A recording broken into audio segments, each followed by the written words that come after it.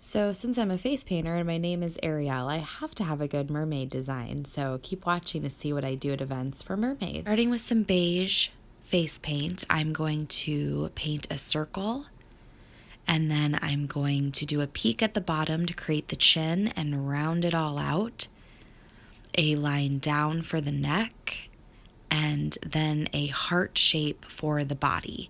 Now you do want to think about placement here. You want it just below the eye, so that you have room for everything else. And then I'm just going to do a rectangle down to create the torso.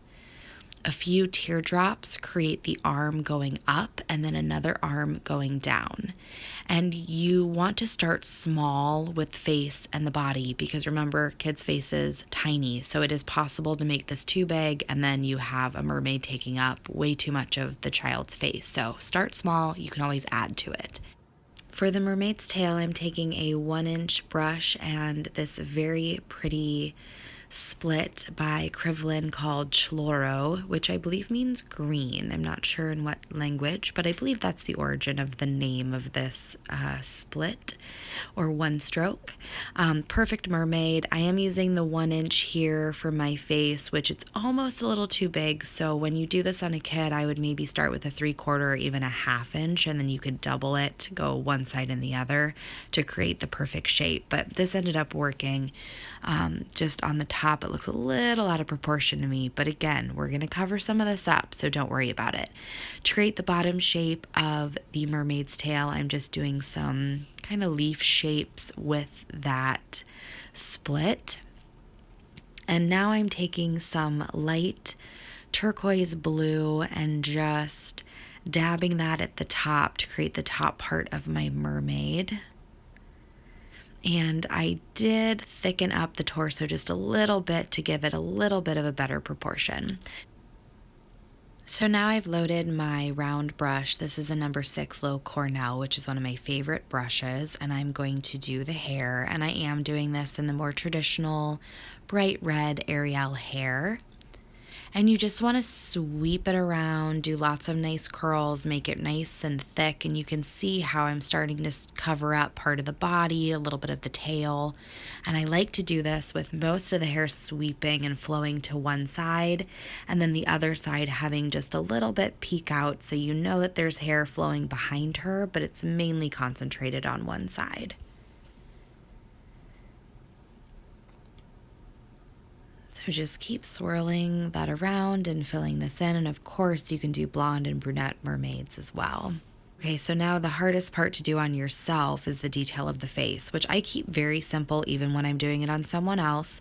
Couple sweeps for the eyes, just little U shapes, a little heart mouth, and then some eyelashes. Of course, doing this on myself, I'm using a number 1 brush, which is great, but it's very hard to do. Little easier on other kids, so don't let that discourage you. Just practice it a few times. So to create her shell bra, really easy, round brush and some purple paint, and I just press down and create a little bit of a flattened out heart shape. And to add detail to the tail, I'm going to start with silver and a very, very small filbert brush, which is a great brush. And I'm going to start smaller at the bottom of the tail, just dotting this filbert brush, barely pressing it down. And then as I go up, I'm going to go a little bit more horizontally to my face and press it down fuller so that I get larger scales at the top, smaller scales at the bottom. And then I'm going to do the same going the opposite way on the bottom of my mermaid tail. And then I'm going to take this same filbert brush and I'm going to go into some nice bright pure white. And I'm going to highlight the top of my tail, and then I'm going to do the same technique as I did with the silver. And you're going to see it's going to give a really, really quick scale texture to my tail so that it looks a little bit more mermaid.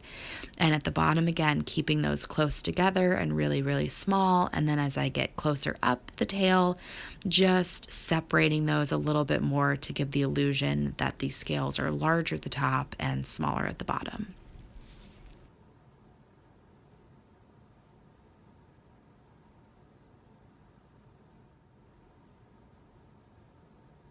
This is one of those steps you could definitely skip at an event with lots of kids too. Not necessary, but it adds a nice texture to your tail.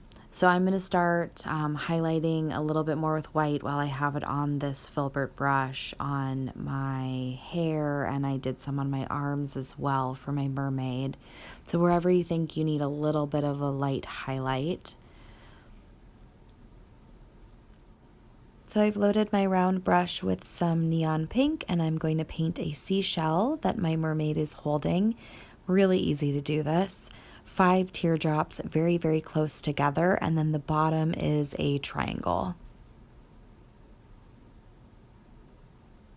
And this creates some interest for our mermaid as well, instead of her hand just kind of floating up there in the middle of nowhere. And then I'm going to take my awesome mini flower petal brush, and I'm going to put a cute little flower in her hair as well. Few dots in the middle to finish the flower off, and some highlights for the shell that she's holding.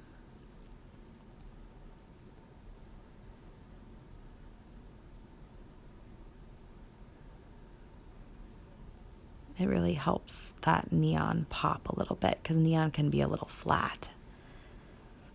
And then I'm also going to just take a self-adhesive gem and put that right in the center of the shell. And if you're pressed for time, just put the gem in her hand. That's perfectly acceptable and will save you a ton of time.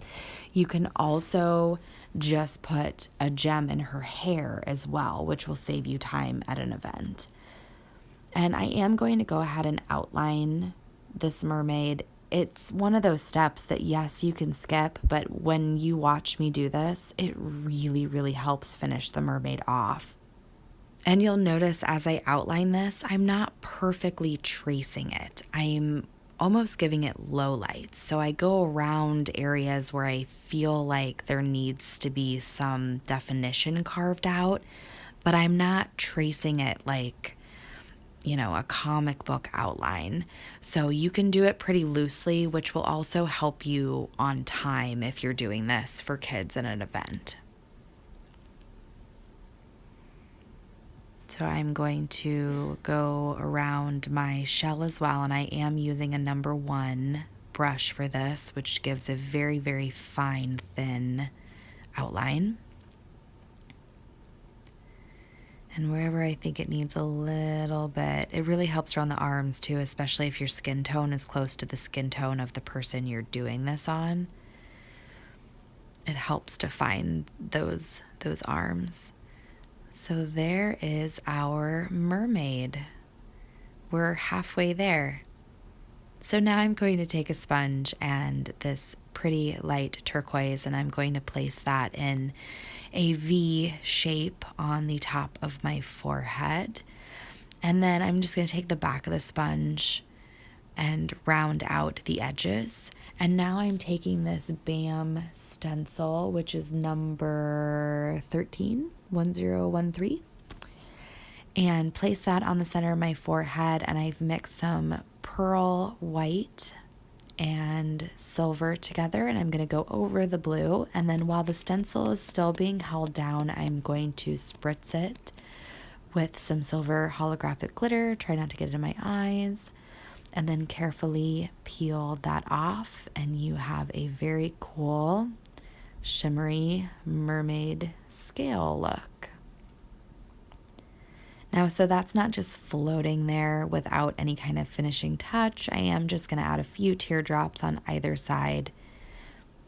Kind of mimics waves in the ocean too. So it goes along with the theme and just creates a little bit more of that crown shape. And then I'm going to do some teardrops going up as well, starting at the top bridge of my nose. I'm going to place a large hot pink adhesive gem right in the center to give myself a quick crown.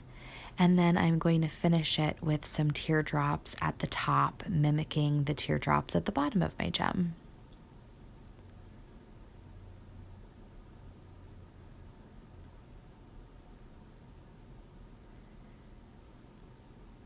And I'm going to do some white dots on the inside corners of my eyes. I'm going to do a couple splashes with white teardrops just at the bottom of my mermaid tail. And then I'm going to use one of my disposable lip brushes and throw on some pink lipstick to finish it all off.